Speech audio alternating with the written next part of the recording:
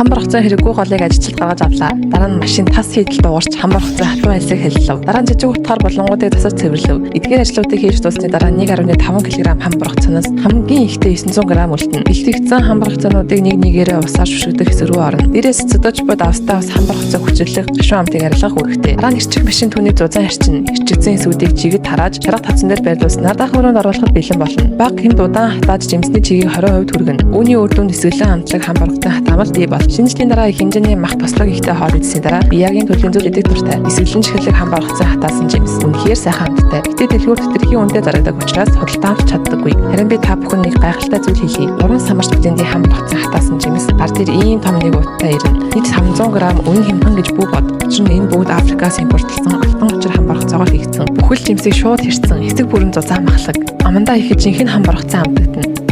Эсвэлэн чихэрлэг баг зэрэг зажлууртай. Томчууд хүүхдүүд гэлтгөө бүгд туртай иддэг шүү.